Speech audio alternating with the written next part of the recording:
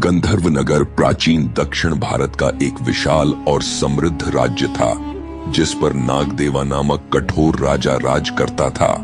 नागदेवा अर्थात हैवानियत और दहशत का दूसरा नाम। उसके राज्य में उसकी तानाशाही से हर कोई दुखी व पीड़ित था।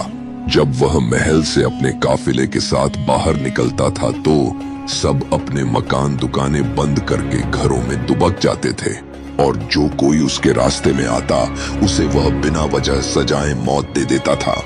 अगर कोई स्त्री उसे भाग गई तो वह जबरदस्ती उसके साथ नाजायज संबंध बनाता था। वह इतना क्रूर था कि अगर किसी गर्भवती स्त्री को उसने सजा सुना दी तो उसके गर्भ में पल रहे बच्चे को भी जन्म से पहले ही मार देता था। नागदेवा ने अपने राज्यवासियों पर एक अत्यंत कठोर परंपरा थोप रखी थी, जिसके अनुसार उसके राज्य में कोई भी नवविवाहित स्त्री को पहली रात नागदेवा के साथ गुजारनी पड़ती थी। उसकी इस एक परंपरा से सारा राज्य दुखी था। किसी में उसके खिलाफ बगावत करने की हिम्मत नहीं थी। ऐसे ही एक बार की बात है, राजा नागदेवा के दूर के एक पड़ोसी राज्य समस्तीपुर में मित्रविंदा नाम की एक बेहद ही खूबसूरत राजकुमारी रहती थी। मित्रविंदा सौंदर्य और संस्कारों की प्रतिमूर्ति थी। उसके चेहरे पर ऐसी आभा थी कि मानो चांदनी धरती पर उतर आई हो। उसके प्रेम में आसपास के राज्य के सभी राजकुमार मोहित थे, इसलिए कुछ लोग उसे मोहिनी भी कहते थे। मित्रविंदा नागदेवा के ही राज्य के एक छोटे से रजवाड़े के राजकुमार विजयराज से प्रेम करती थी और उनसे विवाह करने की इच्छुक थी। राजकुमार विजयराज भी मित्रविंदा से प्रेम करते थे। एक दिन राजकुमारी मित्रविंदा एकांत में उसके पिता के पास गई और कहा, पिताजी, मैं गंधर्व नगर रजवाड़े के राजकुमार विजयराज से प्रेम करती हूँ, वह उनसे विवाह करना चाहती हूँ। राजकुमारी मित्रविंदा के पिता को गंधर्व नगर राज्य के राजा नागदेवा की उस कुपरंपरा के बारे में पता नहीं था। इस कारण उन्होंने राजकुमारी मित्रविंदा व राजकुमार विजयराज के विवाह के लिए हाँ कर दी। कुछ दिनों बाद राजकुमार विजयराज धूमधाम से बारात लेकर राजकुमारी मित्रविंदा के राज्य में आए।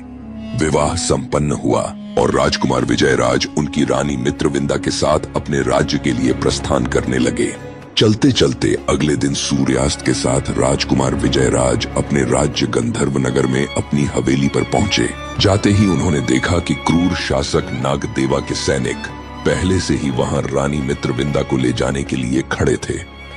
उनमें से एक सैनिक ने कहा, महाराज नागदेवा का आदेश है कि उनके राज्य की परंपरा के अनुसार रानी मित्रविंदा पहली रात उनके साथ बिताएं, इसलिए हम उन्हें लेने आए हैं। यह सुनकर रानी मित्रविंदा आश्चर्यचकित हो गई और उन्होंने सैनिकों से कहा, हमें कुछ समय चाहिए, आप यही हमारी प्रतीक्षा करें।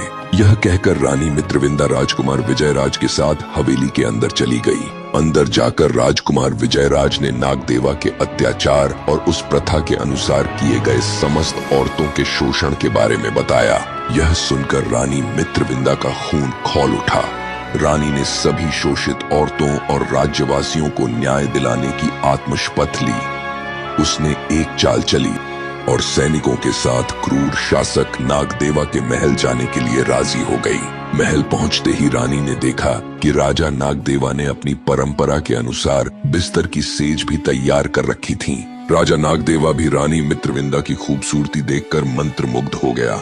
नागदेवा ने मन ही मन सोचा, अति अति अपार सुंदर, और मित्रविंदा से कहा, यह मेरे राज्य की परंपरा है जिसे तुम्हें मानना ही होगा। रानी मित्रविंदा ने बिना किसी आपत्ति के राजा नागदेवा की बात मान ली और बिस्तर पर लेट गई।